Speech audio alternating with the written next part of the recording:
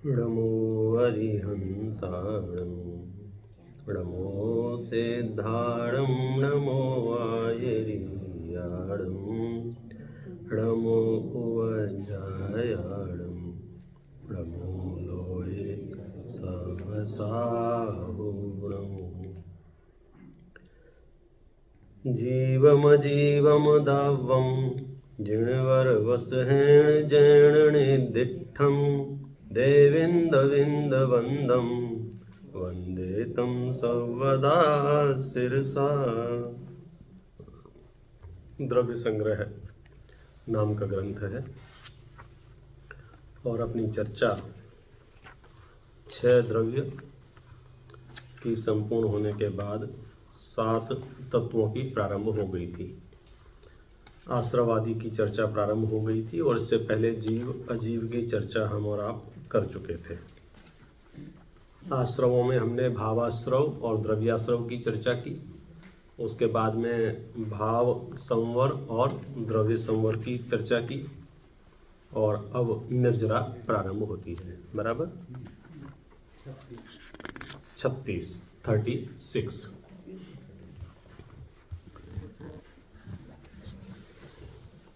आज हम ग्रंथ के समापन की ओर आगे बढ़ेंगे और इस ग्रंथ में आचार्यों ने उपदेश कम दिया है, सिद्धांत अधिक बताए हैं।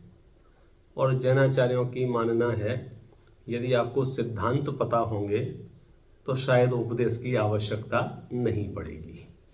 फिर भी कुछ गाथाओं में उपदेश दिया है, ध्यान की प्रेरणा दी है, ध्यान करने के तरीके भी बताए हैं, कैसे ध्यान किया जा सकता है।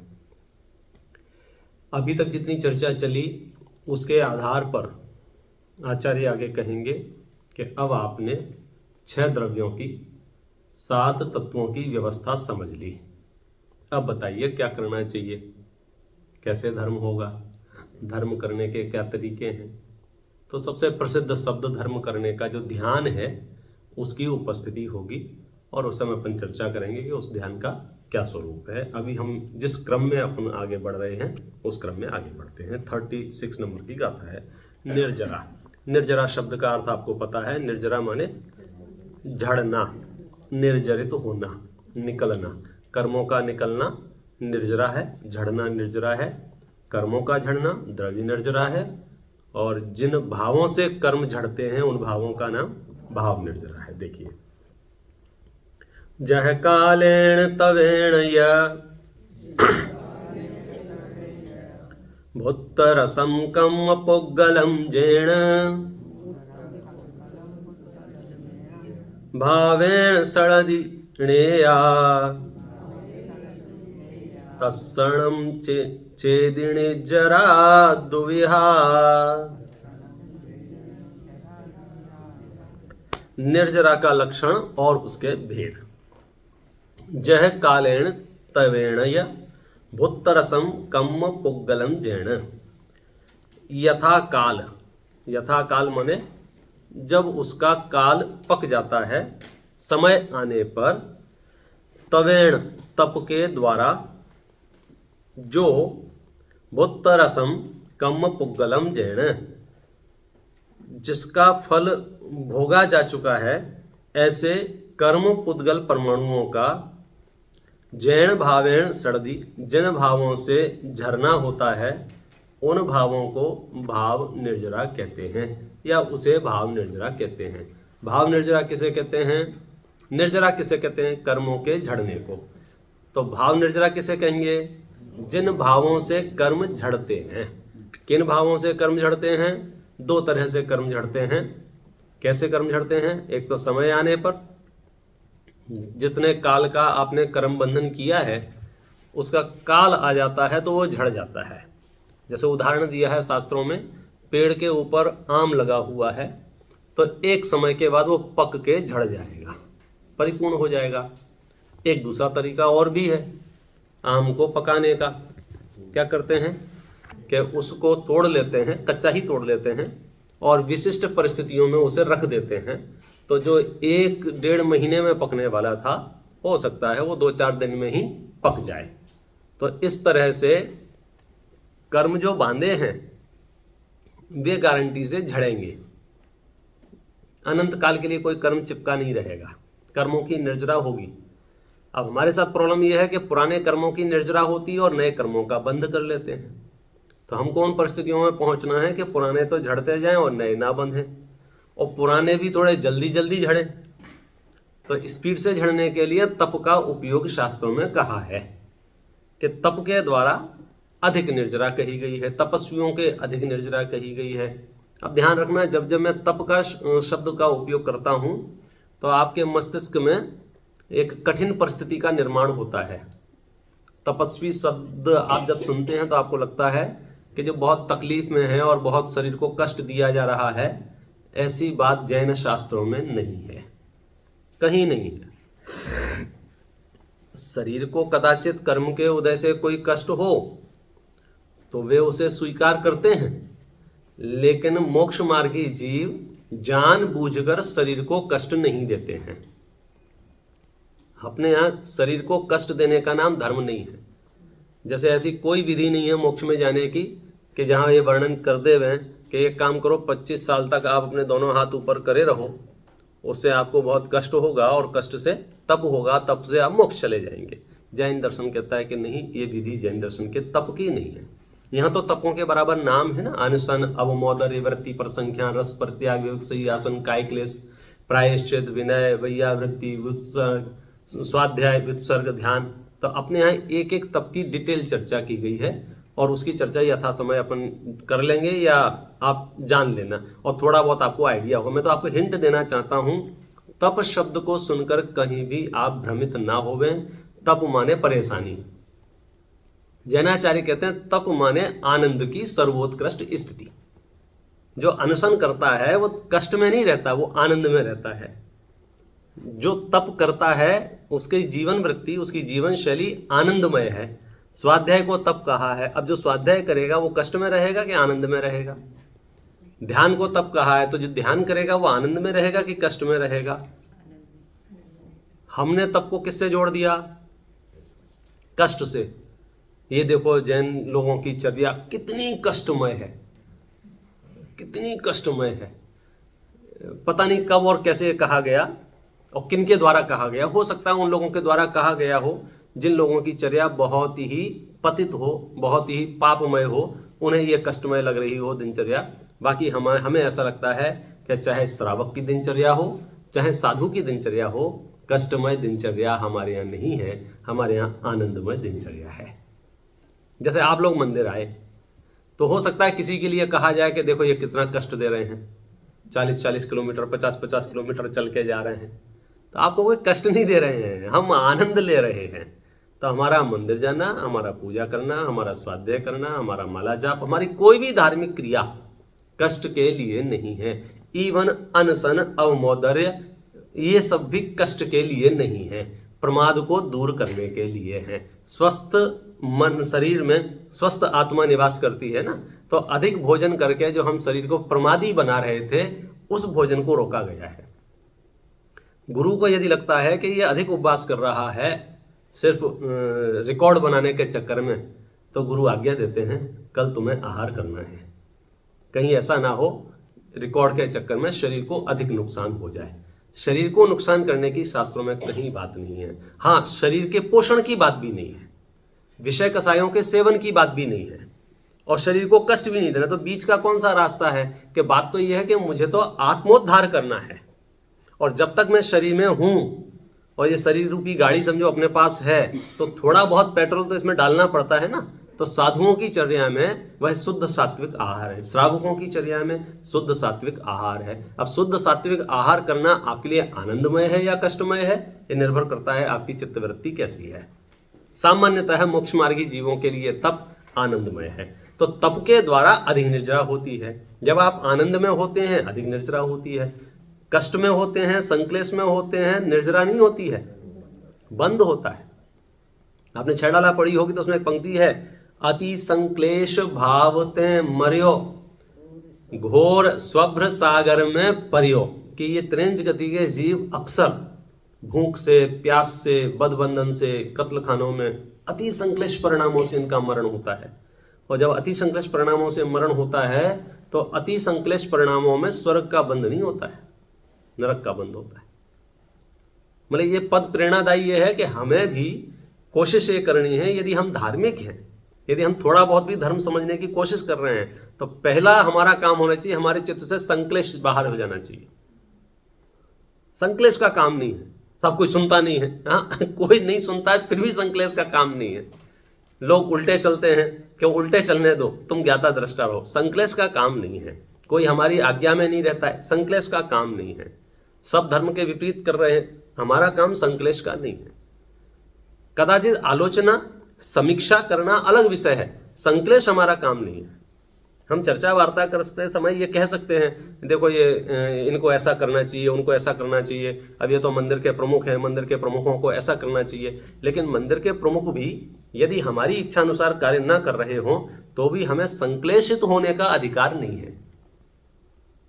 अपेक्षा रखते हैं हम प्रधानमंत्री से कि मोदी जी ऐसा करें, लेकिन अगर वो ना करें तो हम संक्लेशित होने का हमारा संक्लेश क्यों? ये तो मैं मतलब देश के लेवल पर, विश्व के लेवल पर, परिवार के लेवल पर, परिवार में 6 लोग हैं, हमारी अपेक्षाएं होती हैं, लेकिन वे अपेक्षाएं पूरी हों या ना हो, संक्लेश क्यों? तो जैन शास्त्रों के अभ्यास का पहला परिणाम यह है संक्लेश मुक्त भारत संक्लेश मुक्त विश्व, संक्लेश मुक्त आत्मा। यदि मैं धार्मिक हूं तो वहां संक्लेश की गुंजाइश नहीं है। पूर्व संस्कारों से हो जाता है, ये भी परेशानी है। मतलब हमारी प्रैक्टिस इतनी ज्यादा है कि हम चाह के ना चाह के कभी कभी तो धार्मिक क्षेत्र में भी संक्लेश हो जाता है, धार्मिक लोगों से संक्लेश हो जाता है क्या करें? तो क्या करना चाहिए? कोई बात नहीं, हमारे यहाँ वॉशिंग मशीन है प्रायश्चित की, प्रतिक्रमण की, उसमें जाके धुलाई करनी चाहिए और संक्लेश को दूर कर दे। संक्लेश के साथ जीवन नहीं जीना चाहिए, क्योंकि यहाँ कोई अवधि ज्ञानी नहीं है, किसी को नहीं पता आप क्या चाहते हो आप मन ही मन में चाहते हो। बेचारा सामने वाला जितना समझ लेता है कर देता है, नहीं समझ लेता नहीं। संक्लेश की गुंजाइश नहीं है। संक्लेश सिर्फ और सिर्फ हमारी अनर्गल कल्पनाओं का परिणाम है। और संक्लेश तो कहीं भी पैदा किया जा सकता है, किसी भी परिस्थिति में पैदा किया जा सकता है। आप बड़ी से बड़ी गाड़ी में बैठ के भी संक्लेश महसूस कर सकते हैं, सामने वाले को चार्टर्ड प्लेन में बैठते हुए देख के। और आपका वो जमाना भी रहा होगा कि जब आपको साइकिल मिली होगी तो अभी आप नाचे होंगे। तो इसका मतलब क्या है कि संक्लेश प्योर काल्पनिक चीज है, वस्तु स्थिति में नहीं है। हम संक्लेशित महसूस कर सकते हैं, आपको हमसे ज्यादा महंगे कपड़े देखकर, हमसे ज्यादा आभूषण देख के, आपसे ज्यादा गाड़ियां देख के कर सकते हैं। और हम आनंदित महसूस भी कर सकते हैं कि ये 2 द्रव्य भिन्न भिन्न हैं। ये जो दिख रहा है ये पुद्गल द्रव्य है और ये जो है ये जीव द्रव्य है। जीव द्रव्य का पुद्गल द्रव्य से कोई लेना देना नहीं है। पुद्गल द्रव्य के कम होने से, ज्यादा होने से, जीव के घटने बढ़ने का इसका कोई नियामक कारण इसमें उपस्थित नहीं होता है। मतलब सर्वशास्त्रों के पढ़ने का प्रयोजन संक्लेश मुक्त जीवन शैली। जहां संक्लेश है फिर आपकी पढ़ाई लिखाई, शास्त्राभ्यास, व्रत, उपवास, संयम, साधना सब बेकार है, क्योंकि संक्लेश रहित होने के लिए ये सब है। मतलब मैं आपसे कहना चाहता हूं, किसी भी परिस्थिति में आप ये बहाना नहीं बना सकते हैं कि मेरा संक्लेश जेन्युइन है, मेरा संक्लेश जायज है। कई बार लोग अपने गुस्से को, अपने कषायों को जायज ठहराते हैं। शास्त्र कहते हैं कोई भी वजह ऐसी नहीं होती है जब संक्लेश किया जाए। सारे हाँ कलेश कलेश का बड़ा भाई संक्लेश मतलब समस्त विकार इसमें आ गए। कोई भी ऐसी चीज जो आपको हर्ट कर रही है। अब इसमें हो क्या रहा है, एक्चुअली 2 चीजें हैं। परिणमन सामने वाले का है और हर्ट हम हो रहे हैं, तो हमको वो डेप्थ सीखनी पड़ेगी कि उसके परिणमन से हम क्यों हर्ट हो रहे हैं भाई उसका परिणमन स्वतंत्र है, वो जीव स्वतंत्र है, वो द्रव्य स्वतंत्र है, वो काल, मतलब हर चीज अलग अलग है, तो फिर आपको फील होगा उसका। इसलिए 6 द्रव्यों की व्यवस्था बताई। और यहाँ निर्जरा की बात कर रहे हैं। यदि आपको निर्जरा करनी है तो आप 2 काम कीजिए। कौन सा? एक तो जो कर्म आपने बांधा है उसके फल के आने का इंतजार कीजिए, निर्जरा हो जाएगी। नया मत बांधिए, ध्यान रखना, पुराना झड़ जाएगा। दूसरा, तप कीजिए तो उससे भी निर्जरा हो जाती है। तो आपके सामने प्रश्न उपस्थित हो, कौन सा तप करें हम? तप तो आपने 12 हैं, तो सर्वोत्कृष्ट तप तो ध्यान है। सर्वोत्कृष्ट तप ध्यान है। आचार्यों ने क्रम में ध्यान के पहले व्युत्सर्ग है और व्युत्सर्ग के पहले स्वाध्याय है। मतलब स्वाध्याय नाम का जो तप है वो टॉप मोस्ट तपों में है, ऊपर के तपों में है, बढ़िया वाले। तो ये अलग बात है, उसकी होर्डिंग्स इतने नहीं लगाए गए मार्केट में तो आपका ब्रेन उसके लिए अभी तैयार नहीं है। आपने जैसे कष्ट की बात की तो एक मान्यता है कि अनशन तप ही सर्वोत्कृष्ट है, उससे निर्जरा हो जाएगी और लोग उस तरफ ज्यादा जाते हैं और क्रिया में ज्यादा आ जाते हैं। नहीं, उसका रीजन है, देखो अगर आप क्राउड कलेक्शन की काउंटिंग करेंगे तो जो सरल रास्ता होता है उसमें संख्या सदैव अधिक हो जाती है, क्योंकि वह सुगम होता है, इजी होता है, और वो होना कोई अपराध नहीं है, वो भी अपना ही एक अंश है। लेकिन अनशन से उत्तरोत्तर कठिन तप है, कठिन माने उत्तरोत्तर दुर्लभ तप है। एक्चुअली शब्द इतने सीमित हैं कि हम कंफ्यूज हो जाते हैं। कठिन शब्द का अर्थ शास्त्रों में दुर्लभ है, रेयर है, हर किसी को अवेलेबल नहीं है। अनशन करना कोई मजाक है कि सबको उपलब्ध नहीं है, बहुत लिमिटेड लोगों को। लेकिन अनशन से ज्यादा अवमोदर्य दुर्लभ है, कठिन है। अनशन माने कुछ नहीं खाना, अशन नहीं करना, उसका नाम अनशन, पहले नंबर का तप है, फास्टिंग। लेकिन अनशन जो है ना वो उसके लिए भाव भी होना चाहिए, क्योंकि आजकल तो हेल्थ रीजन से अनशन चल बिल्कुल बिल्कुल। आप मैं कह रहा हूँ जितने आपके प्रश्न उठ रहे हैं, आपने यदि रोज का एक पन्ना भी पढ़ना शुरू कर दिया, आप पंडितों को पीछे छोड़ दोगे शास्त्रियों को पीछे छोड़ दोगे। सच कह रहा हूँ, ये किसी की भगवती नहीं है शास्त्र ज्ञान, ये स्वयं के पुरुषार्थ से अर्जित की गई संपत्ति है, और कोई भी अर्जित कर सकता है इसको। आप बिल्कुल ऐसा फील ना करें कि भैया हमारी तो परिस्थिति नहीं है। बस आप एक बार पढ़ना शुरू कर दें, पढ़ेंगे तो बढ़ेंगे, नहीं पढ़ेंगे तो कोई भी आपको बेवकूफ बना देगा। जैसे अभी अपने उन्होंने भैया ने कहा कि अनशन नाम का तो बहुत तप है, अनशन से कहा जाता है निर्जरा होती है। कि दो तरह के धर्म हम बार बार बता रहे हैं, हर गाथा में बता रहे हैं, निश्चय धर्म, व्यवहार धर्म। प्रथम उपदेशनीय निश्चय धर्म है। यदि आपसे निश्चय धर्म का सेवन नहीं करा जा रहा हो तो व्यवहार धर्म है। व्यवहार धर्म में भी ऊपर वाला व्यवहार प्रथम करनी है, वो ना किया जा रहा हो तो ये, वो ना किया जा रहा हो ये, वो ना कुछ ना किया जा रहा हो तो भैया खाना ही छोड़ दो, भूखे ही रह लो यार। मतलब वो वहां से शुरुआत है। अनशन अंतिम तप नहीं है, अनशन पहला तप है।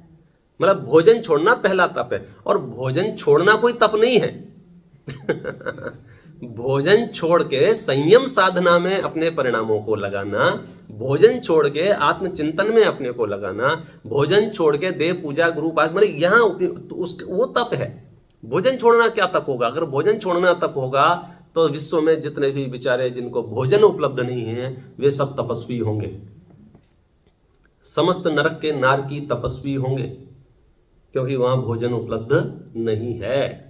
लेकिन हम उन्हें तपस्वी नहीं कह सकते। तपस्वी किसे कहेंगे? कि भोजन तो उपलब्ध है लेकिन भोजन की आसक्ति छोड़ करके अपने परिणामों को संयम साधना में लगाते हैं, उत्तरोत्तर तप है। ठीक है,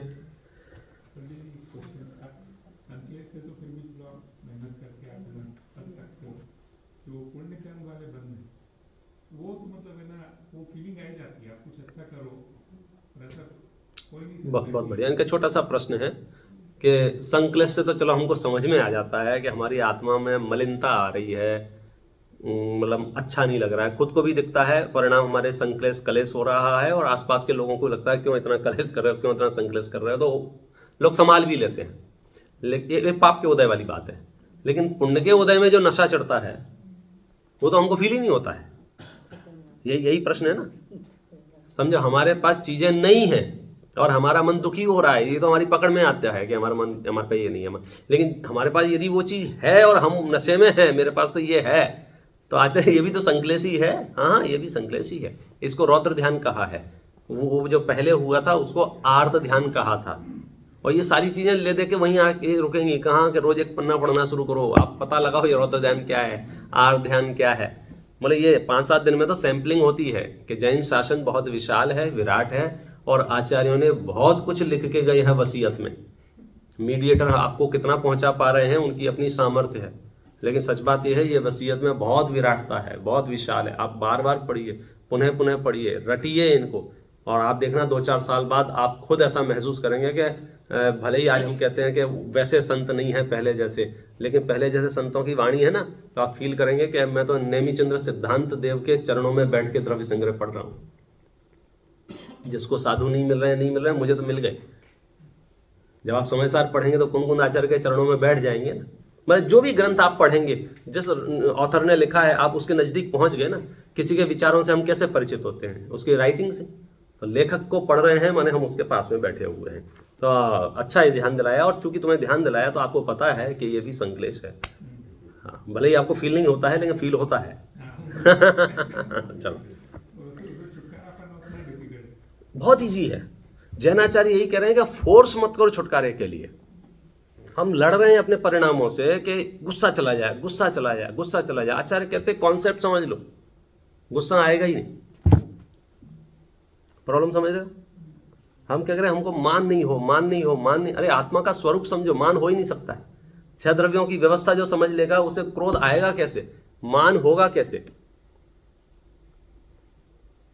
हम क्या कह रहे हैं, हम कंट्रोल कर रहे हैं, उल्टी बहुत हो रही है, उल्टी बहुत हो रही है, तो हम मुंह पे सेलो टेप लगा के घूम रहे हैं, उल्टियां ना हो। ऐसा थोड़ी होता है। आप उसकी पर्टिकुलर टैबलेट लीजिए, उस टैबलेट से क्या होगा? होगी ही नहीं। तो गुस्सा तो बहुत आ रहा है, बोल नहीं रहा हूं आज मैं। अरे ये सेलो टेप लगाने का काम नहीं है, इससे मोक्ष मार्ग नहीं चलता है। मैंने एक शब्द नहीं बोला आज दिन भर में, एक शब्द नहीं बोला। अरे बोला नहीं बोला उससे कोई मतलब नहीं, दिमाग में तो रहा ना। तो ऐसे ही आपको कोई भी विकार है, शरीर के विकार का उपाय, वो विकार को कंट्रोल नहीं किया जाता है। किसको कंट्रोल किया जाता है? जहां से विकार उत्पन्न हो रहा है। तो ये विकार उत्पन्न कहां से हो रहा है? अज्ञानता से। ज्ञान कहां मिलेगा? शास्त्रों में। जो पढ़ेगा वो बढ़ेगा। चलो, निर्जरा की बात चल रही है। 2 तरह से निर्जरा है, समय आने पर और तप के द्वारा। जिन परिणामों से निर्जरा होती है उन परिणामों को भाव निर्जरा और कर्मों के झड़ने को द्रव्य निर्जरा कहते हैं। નથી કહેતા કે આપણે ગમે તે સારા વિચારો કરો કે ખોટા, પણ આત્ર ધ્યાન જ માં છોતી હોય તો પછી એનું શું? फिर फरीती। આમ તો બધું જ છે। हाँ, फिर से बोलिए, क्या बोला? समझा नहीं। फिर से बोलो, फिर से। આપણે સારા વિચારો કરીએ કે ખોટા, આખો દિવસ જે ચાલતા હોય હા। એમાં એમ જ આપણે સમજીએ છીએ કે બધું આત્ર ધ્યાનમાં જ જાય છે એમ। नहीं, બધું आप ध्यान में નથી જાય છે। નહીં જાય। કેમ કે શાસ્ત્ર स्वाध्याय कालમાં अर्थ ध्यान થતા તો નથી। सही बोला क्या? जब आप शास्त्र ज्ञान करेंगे उस काल में आर्थ ध्यान नहीं होगा, रौद्र ध्यान नहीं होगा। मतलब आप सामायिक करेंगे, जिनवाणी पढ़ेंगे, पूजन करेंगे, उसमें आर्थ ध्यान नहीं होगा। और मैं आपको एक और विशेष बात बता रहा हूँ, जैसे आप संकल्प करके बैठे कि मैं शास्त्र ध्यान कर रहा हूँ, शास्त्र स्वाध्याय कर रहा हूँ, और उस काल में कोई विकल्प आ भी गया और आके चला भी गया, तो उसका पाप आपको नहीं लगेगा। નહીં लगेगा। क्योंकि संकल्प आपका शास्त्र अभ्यास का है, संकल्प आर्थ ध्यान रौद्र ध्यान का नहीं है। आप चलो गप्पे लड़ाते हैं, वो संकल्प गप्पे लड़ाने का संकल्प है, तो वहां फल जो मिलेगा वो आर्थ ध्यान रौद्र ध्यान का ही मिलेगा। क्योंकि आप आर्थ रौद्र ध्यान करने बैठे हैं, लेकिन हम पूजन करने बैठे हैं और पूजन कर रहे हैं, कदाचित कोई विकल्प आके चला गया, वो उतना दुखदाई नहीं है, बशर्ते हम विकल्प को कैच ना करें, बशर्ते हम विकल्प में अटके नहीं।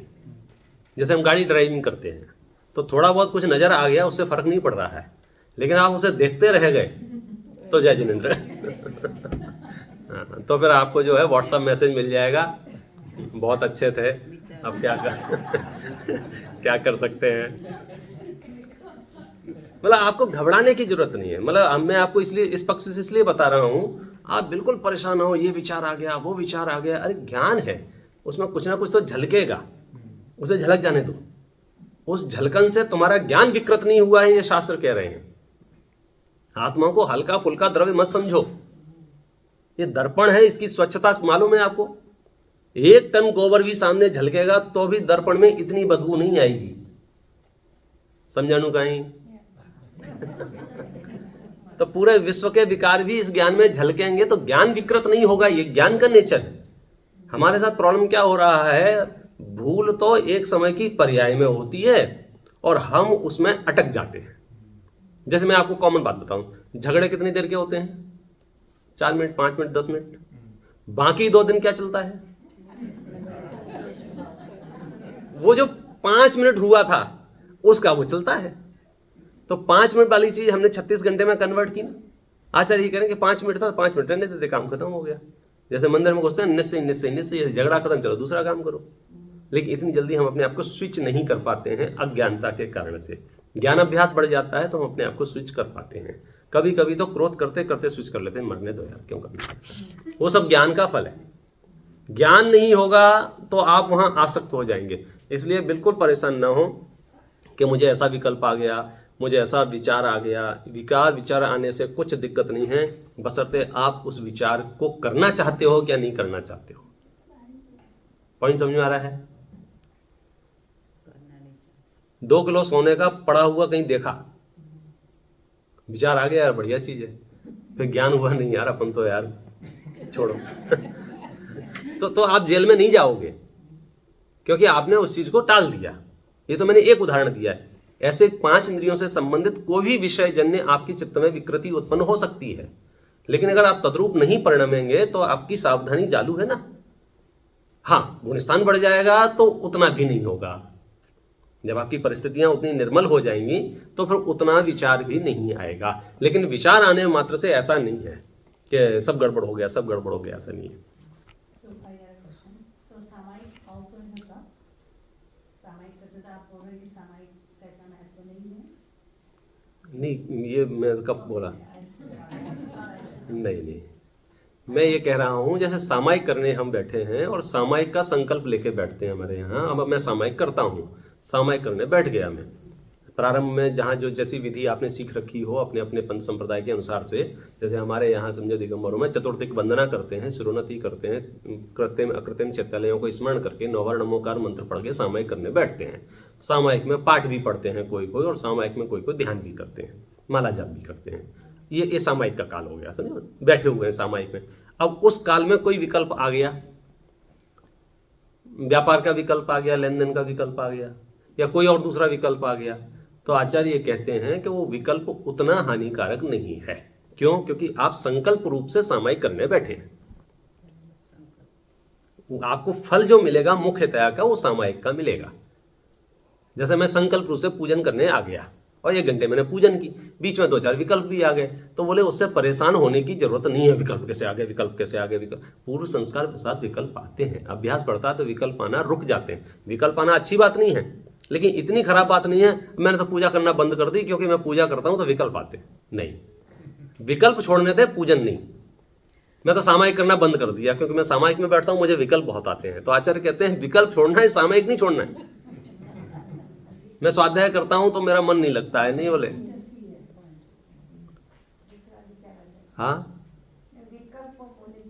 राग द्वेष संकल्प विकल्प कोई भी थॉट ऐसा जिससे कर्म बंधन बनता है। चलो ठीक है, चलें आगे। निर्जरा हुई कर्मों की, कैसे हुई निर्जरा?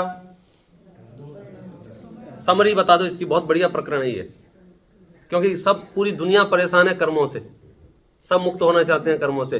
निर्जरा का राइट फैक्टर क्या है? निर्जरा कैसे होगी? तप से निर्जरा। सूत्र भी है तप सा निर्जरा। तप माने 12 प्रकार के तप हैं। आप देखो, और इसको इजी करता हूं। कर्मों की निर्जरा कैसे होगी? आप याद करो, कर्म बंधे कैसे थे?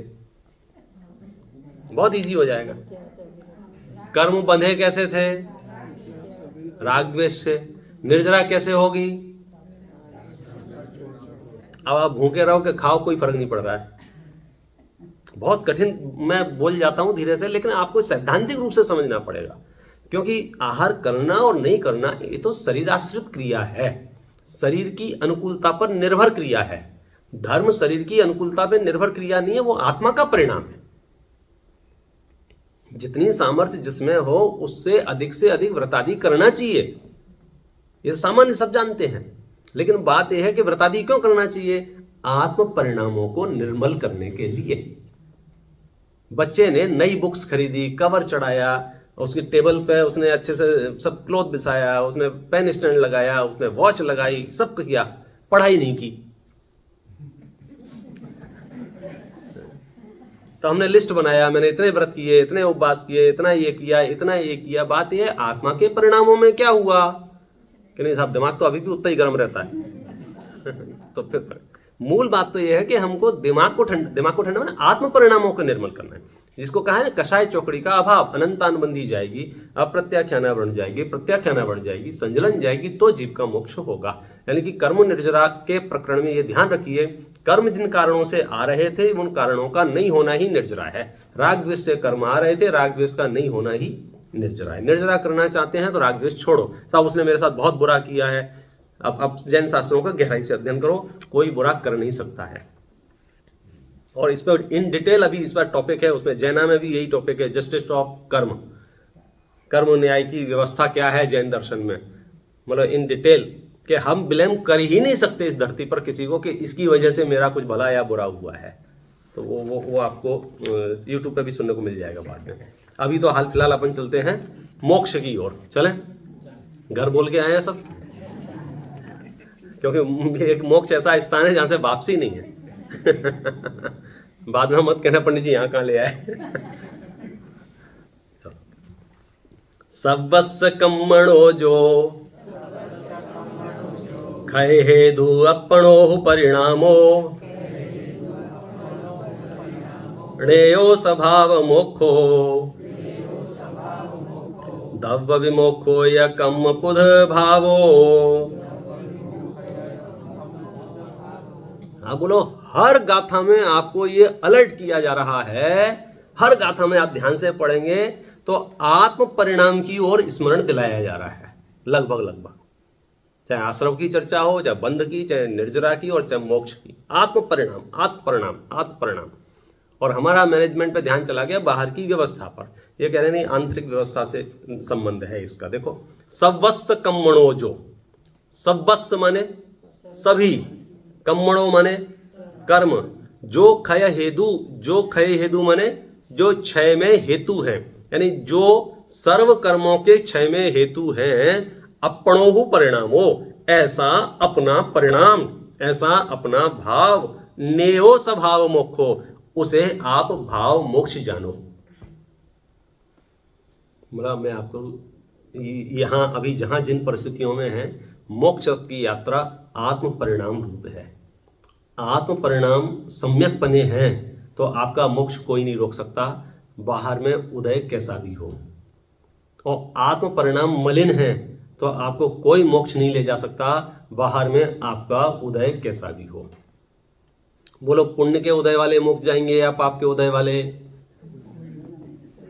मोक्ष का इससे कोई लेना देना नहीं है।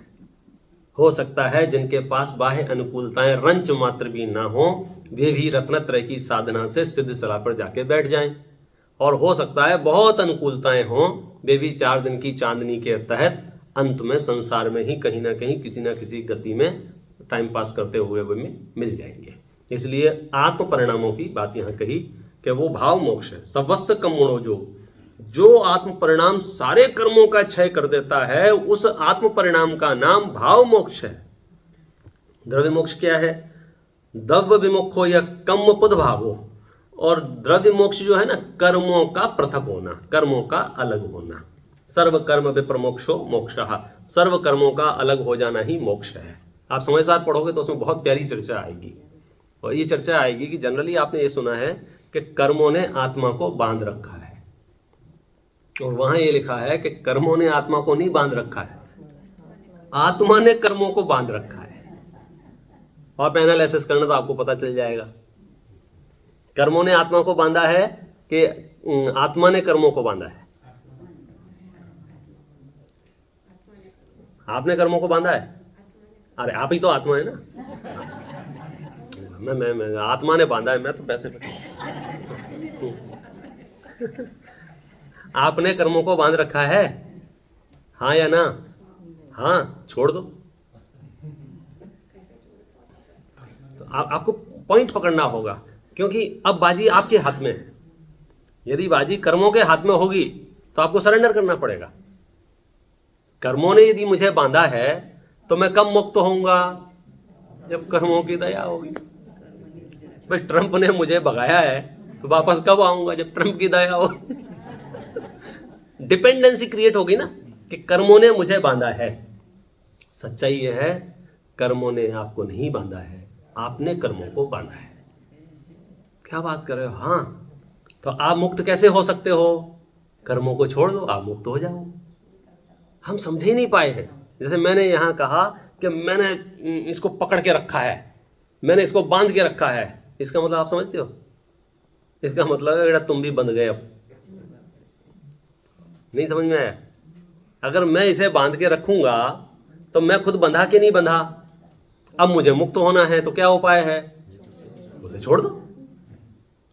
एक चित्र छपा था मैंने, उसमें देखा था एक पेड़ है और एक व्यक्ति ऐसे जाता है, पेड़ को ऐसे हक करता है और ऐसे ऐसे, और फिर वो चिल्लाता है मुझे बचाओ, मुझे बचाओ, मुझे बचाओ। तो बोले जीव की हालत ऐसी ही है, स्वयं राग द्वेष कषाय क्रोध मान करके कर्मों को बांधता है, फिर चिल्लाता है मुझे बचाओ, मुझे बचाओ, मुझे बचाओ। तूने बांधे हैं भाई, तो क्या करे? तू छोड़ दे। फिर प्रश्न वो कैसे छोड़ दूं? जैसे बांधे थे। कैसे बांधे थे? राग द्वेष करके बांधे थे। आज से वीतरागता की सौगंध खा ले, चले जाएंगे। कर्म विदाउट इनविटेशन बंधते नहीं हैं। आपका आमंत्रण पत्र उन्हें मिला होगा तो कर्म आपके पास आए होंगे। कर्म तो बेचारे जड़ हैं, पुद्गल हैं, पड़े रहते हैं। यहां भी और सिद्ध सलाह में भी पड़े रहते हैं। सिद्ध सलाह में सिद्धों को कर्म बनते हैं कि नहीं बनते हैं? सिद्ध सलाह में सिद्धों को कर्म बंधते हैं या नहीं बनते हैं? रवि भैया बोले आपको पता होगा यार, हमको तो डायमंड का पता है कौन सा वाला अच्छा है। नहीं बनते ना है? क्यों नहीं बनते? क्योंकि वे कर्मों को नहीं बांध रहे हैं। हमको कर्म बंध रहे हैं, तो हमको कर्म कैसे बंध रहे हैं? हम बंध नहीं रहे हैं, हम बहुत क्या है पतली सी रास्ता निकाल लेते हैं सेफ रहने के लिए। मैं क्या करूं अब, कर्म है। भाई साहब कर्म बांधे किसने, ये बता? मैंने ही बांधे ना। मैंने मिथ्यात्व किया, मैंने अविरति, मैंने प्रमाद, मैंने कषाय, मैंने सारा का सारा कराधारा मेरा है, और ठीकरा किसके माथे फोड़ दिया? कर्मों के कर्म है। कर्म बेचारे कौन, भूल मेरी अधिकाई। कर्मों ने कुछ नहीं किया है। कर्मों को माफ करो भैया और कर्मों को छोड़ दो। कर्मों को छोड़ेंगे तो क्या होगा? तुम्हारा मोक्ष हो जाएगा। कर्मों को कैसे छोड़ें? याद कर लो, कर्मों को कैसे बांधा? राग द्वेष से बांधा, राग द्वेष छोड़ दो। तो राग द्वेष छोड़ना इजी है कि हार्ड है?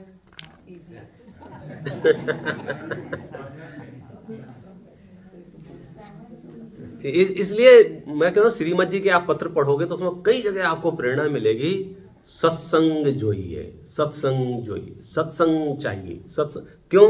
उसके बिना आपको मोटिवेशन नहीं मिलता है। आप पापियों के बीच में रहते हो, 2-4 क्रियाएं धर्म की कर लेते हो, समझते हो अब हम बड़े धर्मात्मा हो गए। थोड़े बड़े धर्मात्माओं के पास जाओ तो औकात पता चले कि भाई साहब कुछ नहीं है।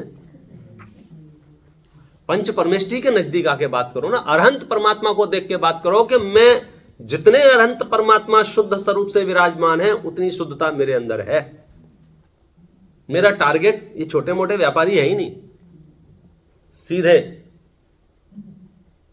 आएगा आगे ध्यान में किसका ध्यान करना है। चलो मोक्ष हो गया आपको। हाँ राग द्वेष छोड़ गया, मोक्ष हो गया। पुण्य और पाप, पुण्य और पाप। सुह असुह भाव जुत्ता पुण्यम पावम हवंति खलु जीवा सादम सुहाउणादम गोदम पुण्यम पराणि पावम च। वाह भैया वाह। शुभ अशुभ भाव जुत्ता, शुभ और अशुभ भाव से युक्त।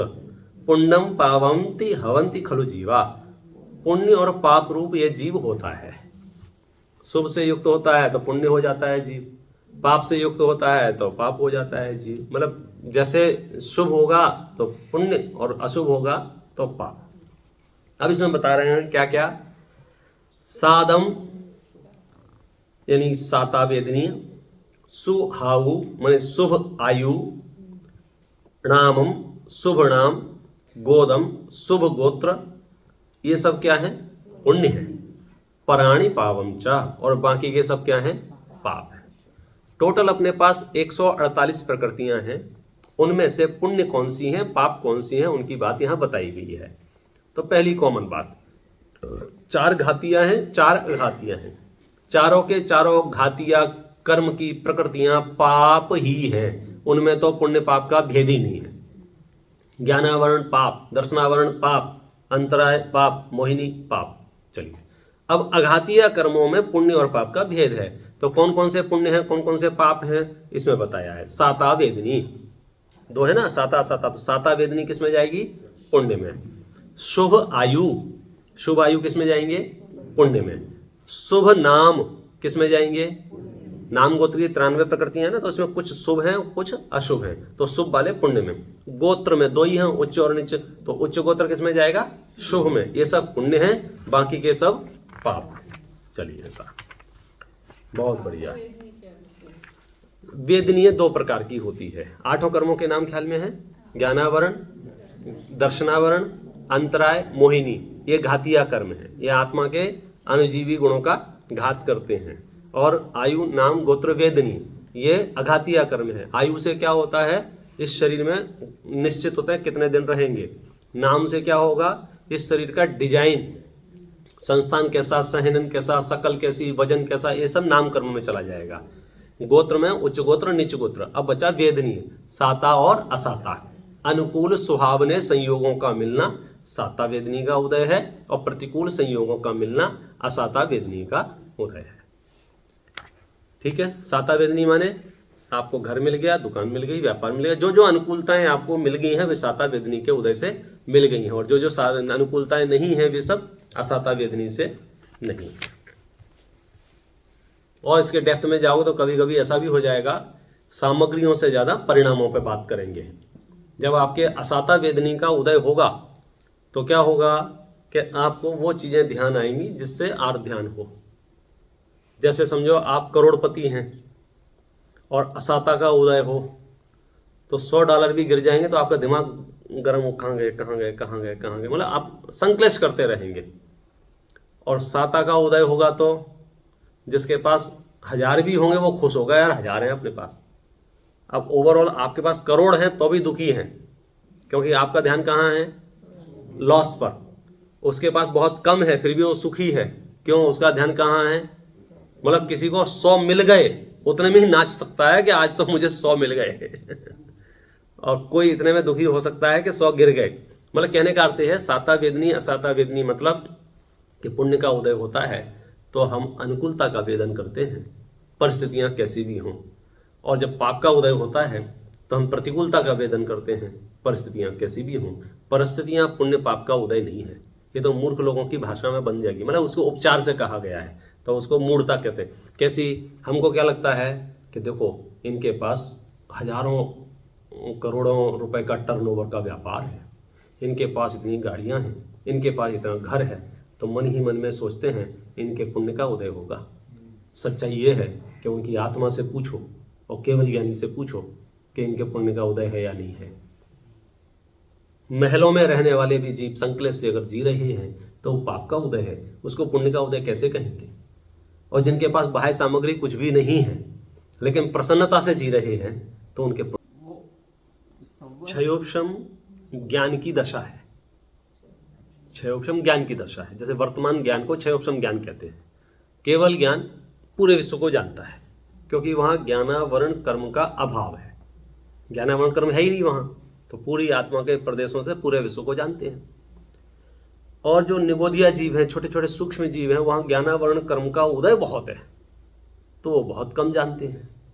हमारे साथ क्या है, थोड़ा उदय कम है और जानना अधिक है।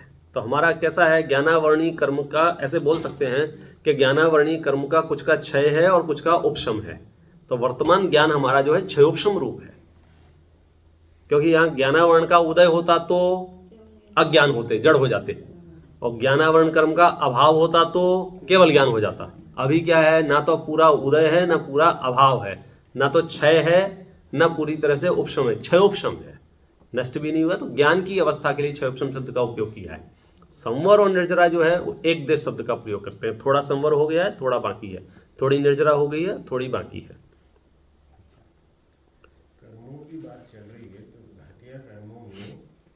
दर्शनावर्णी कर्म और मोहिनी कर्म, हाँ हाँ, कौन सा ज्यादा स्ट्रॉन्ग है? मोहिनी कर्म ज़्यादा स्ट्रॉन्ग है। मोहिनी सबसे स्ट्रॉन्ग। मोहिनी सबसे स्ट्रॉन्ग है कि मोह के होने पर ही अन्य कर्म वर्किंग कंडीशन में रहते हैं, ऐसा समझ लीजिए। मोह नहीं होगा तो अन्य कर्म भी नहीं बनेंगे।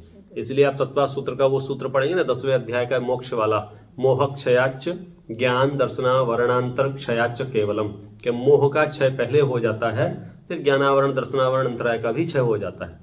मोह का क्षय नहीं होगा तो कुछ नहीं होगा।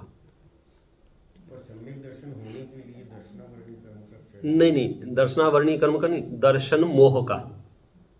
मोहिनी कर्म के दो भेद हैं, एक दर्शन मोह, एक चारित्र मोह। तो सम्यक दर्शन के लिए दर्शन मोह का नाश करना जरूरी है, दर्शनावरणी कर्म का नहीं।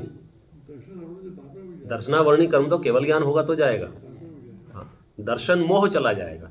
मिलते जुलते शब्द हैं तो हमको ऐसा हो गया होगा। दर्शनावरणी ज्ञान जानने देखने की सामर्थ्य है, दर्शन मोह मिथ्यात्व की है, मान्यता रूप है। तो दर्शन मोह का अभाव है, विपरीतता का अभाव है सम्यक दर्शन का। आपने बताया कि क्षय ज्ञान में है, ये शुद्ध में नहीं है ना? है ना, हाँ वहाँ भी है।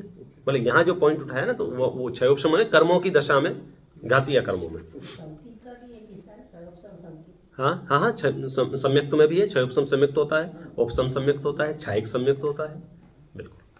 पंडित जी, अघातीय कर्म जो है वो भी घाती कर्म की इन्फ्लुएंस से बनते हैं? नहीं, मतलब टोटल 8 कर्म है। अब इनकी प्रकृति रूप योग से होता है, कल पढ़ा था ना, प्रकृति बंध जो होता है और प्रदेश बंध होता है वो योग से होता है। और ये कितनी देर तक बंधेंगे और कितना फल देंगे, ये कषाय से होता है। हर एक कर्म की अपनी अलग क्वालिटी, अलग काम है, लेकिन उसके 2 ग्रुप बन गए हैं, एक घातिया और एक अघातिया। घातिया कौन सा ग्रुप है? जो आत्मा के गुणों में गड़बड़ धड़बड़ करते हैं मुख्य रूप से, और अघातिया शरीर और संयोगों में गड़बड़ धड़बड़ करते हैं। अघातिया का काम क्या है? शरीर का डिजाइन, आंख कैसी है, कान कैसे हैं, बालों का रंग कैसा, ये सब अघातिया कर्मों का काम है। वजन कितना है, मोटापा कितना है, बीमारियां, सब ये नाम कर्म जितना भी है, 93 भेद, वो सब अघातिया के हैं। किस गति में आप पड़े हुए हैं, अघातिया के हैं। ये बाह्य पैकिंग जो है वो अघातिया की है। घातिया का आत्म परिणामों में समझो, हो सकता है अघातिया का उदय अच्छा हो तो आपकी शरीर की संरचना एकदम टिप टॉप, ऐसा शकल देखती लगा क्या सुंदर राजकुमार है, लेकिन ज्ञानावरणी कर्म का उदय ऐसा कि उस 2 कदम नहीं चल पाता है, उसको नहीं पता है कैसे करें। तो वो घातिया कर्म जो हैं वो क्षयोपशम ज्ञान में काम करते हैं, दर्शन में काम करते हैं, चारित्र में काम करते हैं। घातिया कर्म ऐसा कह सकते हैं, इंटरनल जो डिस्टरबेंस है या अच्छा बुरा जो भी है वो घातिया कर्मों का है, बाहर में जो पैकिंग है वो अघातिया कर्मों की है। तो आपने जो उदाहरण दिया कि भाई एक आदमी बहुत हैंडसम है, सुंदर है, घातिया कर्मों का उसमें हेतु है, अघातिया सॉरी। हाँ, तो वो सिचुएशन है।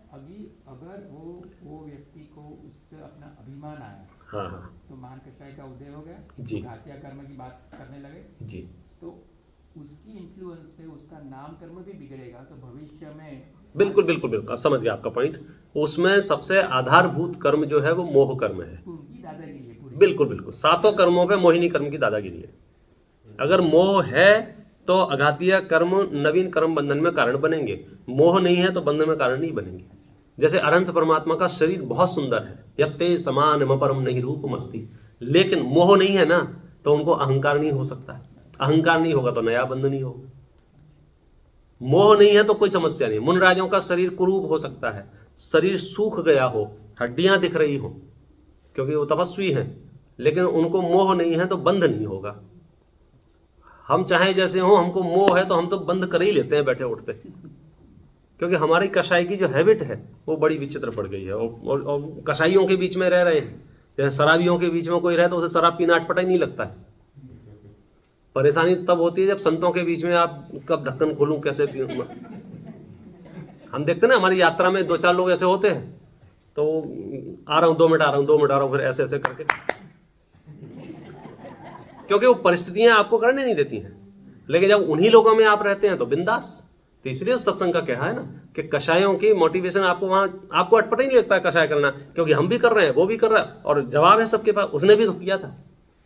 हम जब किसी के, तो आपने कसाई क्योंकि भाई उसने भी तो की थी उसने भी तो की, सब एक दूसरे की उससे सहायता से, इसलिए कि किसी को देखो मत, हाँ अपना उद्धार करो। मोह के साथ जो ज्ञानावली दस्तावली कर्मों का बंद हो रहा है, अलग अलग कर्मों का, वो मोह के संबंध से उसका तुलनात्मक कितना जा रहा है, उसमें कसाय का संयोग हो रहा है। मोह का ही है, कषाय भी मोह का ही पार्ट है ना, मिथ्यात्व भी मोह का, अविरति, सब जितने भी विकारी परिणाम हैं सब मोह की संतान हैं। तो ज्ञानावरण का भी बंध ज्ञानावरण की वजह से नहीं होता है, मोह के कारण से होता है। दर्शनावरणी का बंध भी दर्शनावरण के कारण से नहीं होता, मोह के कारण से होता है। सभी कर्मों का बंध मोह के कारण से होता है। मोह के कारण से जो हो रहा है, हाँ, तो अलग अलग कसाय के साथ उसका अनुपात अलग अलग जा रहा है। मोह माने क्या है? कषाई तो है, जिसके तीव्र कसाय है, हाँ, जो ज्यादा बंद होगा, कम कषाय कम बंद होगा। बहुत फेयर बिजनेस है, इसमें कहीं घालमेल नहीं है कुछ भी। चलो अब 9:30 बजे प्रश्न करना आप। मोक्ष मार्ग 2 प्रकार से है। सम्मदंसणाणम चरणम मोक्षस्य कारणम जाने व्यवहाराणि शैदो तत्तीयमयोनियो अप्पा। बहुत बढ़िया। सम्मदंसण नाणम चरणम, ये 3 शब्द तो आपको पता चल गए होंगे। सम्यक दर्शन, ज्ञान और चारित्र। मोक्षस्य कारणम जाने, मोक्ष के कारण जानो। कैसे? व्यवहारा, व्यवहार से। सम्यक दर्शन, ज्ञान, चारित्र कैसे कारण है? ये व्यवहार से मोक्ष का कारण है। सुना कुछ? अनशन, अवमोदर, वृत्तिपन संज्ञान वगैरह सब क्या है? ये तो व्यवहार का भी व्यवहार हो जाएगा, उसका भी निश्चय पक्ष व्यवहार होगा। अब मतलब इसकी डेप्थ में जाएंगे तो पता चलेगा कि क्वालिटी कितनी प्योर है। सम्यक दर्शन, सम्यक ज्ञान, सम्यक चारित्र, ये 3 क्या हैं? मोक्ष मार्ग के कारण जानो। कैसे? व्यवहार से, निश्चय से। निश्चय से तो आत्मा को, कौन सी आत्मा को? तत्तीयमयो, उस रूप से जो आत्मा है वो। सम्यक दर्शन से, सम्यक ज्ञान से, सम्यक चारित्र से सहित आत्मा जो है वो वास्तव में निश्चय से मोक्ष मार्ग है। 40 नंबर। ऑब्जेक्शन योर बोला किसी ने? चलने दे गाड़ी। रणतमुणा वट्ठई अपाणम मयुत्व अन्न दव्यहम्मी तम्मा ततीयमयो होदिहु मोक्षस्य कारणम आदा। रण तमणा वट्ठई, रण तम माने रत्नत्रय नहीं होता है, न वट्ठई न वर्तता है, नहीं होता है। अपाणम मुयत्व अन्न दव्यहम्मी, आत्मा को छोड़कर अन्य किसी भी द्रव्य में। 6 द्रव्य पढ़ाए थे ना, तो रत्नत्रय कहाँ मिलेगा? अब ढूंढ लो शरीर में, शरीर की क्रियाओं में, शरीर की क्रियाओं में रत्नत्रय ढूंढ लो, नहीं मिलेगा। मैं नहीं कह रहा, मेरे कोई भी प्रवचन मुझे देख के मत सुनना। कौन सा ग्रंथ चल रहा है उसको देख के। नेमिचंद्र आचार्य सिद्धांत देव कह रहे हैं कि रत्नत्रय यदि आपको खोजना है तो कहाँ मिलेगा? आत्मा में मिलेगा, अन्य किसी द्रव्य में नहीं मिलेगा। कि हमने तो कभी कभी देखा है किसी के शरीर में, आपने उस शरीर को देखा है जिसमें रत्नत्रय रूपी आत्मा निवास करती है। पॉइंट समझे? जो आपने थोड़ा बहुत देखा होगा वो भी वो आत्मा जिसके पास रत्नत्रय हैं, तो उसका रिफ्लेक्शन शरीर में होगा, क्योंकि शरीर और आत्मा असमान जाति पर्याय रूप से अपना निष्कषायपना। सब व्यवहार भी होगा, हो नहीं होगा ऐसा नहीं है। तो क्या कह रहे हैं? सुनो भैया। तम्मा तत्तीयमयो होदिहु मोक्षस्य कारणम आदा। इसलिए तत्मय आत्मा ही, तत्मय माने रत्नत्रय में आत्मा ही मोक्ष का कारण है। कम शब्दों में कहूं, आपको मोक्ष जाना है? हाँ या ना बोलो, पक्का? कौन ले जा सकता है बताओ? कौन ले जा सकता है? मेरी आत्मा। बोलो एक बार अपने आप से, मेरी आत्मा। इस धरती पर कोई धर्मगुरु तुम्हें मोक्ष नहीं ले जाएगा। महावीर अपने चेलों को मोक्ष नहीं ले गए, बाकी छोड़ दो। आदिनाथ भगवान का तो ऑफिशियल रिकॉर्ड है ना, उनके चक्कर में 4000 दीक्षाएं हुई थी ना, एक को भी नहीं ले गए साथ में। मेरी कहने की स्टाइल थोड़ी सी ऐसी है कि आपको थोड़ा सा टेंशन हो, लेकिन बात ये बता रहे हैं, स्वयं का पुरुषार्थ स्वयं को करना होगा। गुरुओं से हम मार्गदर्शन ले सकते हैं, गाइडलाइन ले सकते हैं, प्रेरणा ले सकते हैं, मोटिवेट हो सकते हैं, वो मुझे मोक्ष में ले नहीं जाएंगे, मुझे मेरे मोक्ष में जाना होगा। और कभी कभी आगे पीछे भी हो जाएगा। कैसे आगे पीछे हो जाएगा? समझो मैं इन्हें मोक्ष देखकर मोक्ष मार्ग में लगा, बाद में इनके विचार पलट गए, मूड बदल गया, मिथ्या दर्शन का उदय आ गया, अब मेरा क्या होगा? टेंशन मत लो, तुम्हारी यात्रा चलती रहेगी। निश्चय मोक्ष मार्ग समझ गए? क्या है निश्चय मोक्ष मार्ग? अपनी आत्मा, मतलब ये तो मैं बोल नहीं पा रहा हूँ, शब्द नहीं है मेरे पास। नहीं भाई, लॉटरी खुल गई, मेरे मोक्ष जाने में मेरे अलावा मुझे किसी की जरूरत नहीं है। कितना पैसा होगा तो मोक्ष जाएंगे, कितने फॉलोअर होंगे तो मोक्ष जाएंगे, कितने लोग सम्मान करेंगे तो मोक्ष। अरे सब फालतू की लिस्ट है भाई साहब। मोक्ष जाने के लिए क्या चाहिए? रत्नत्रय से परिणमित आत्मा। मेरी आत्मा यदि रत्नत्रय से परिणमित है तो मेरा मोक्ष कोई नहीं रोक सकता है। एक एक गाथा बहुत गहरी है। चलो 41 नंबर, सम्यक दर्शन का लक्षण। रत्नत्रय से परिणमित है ना,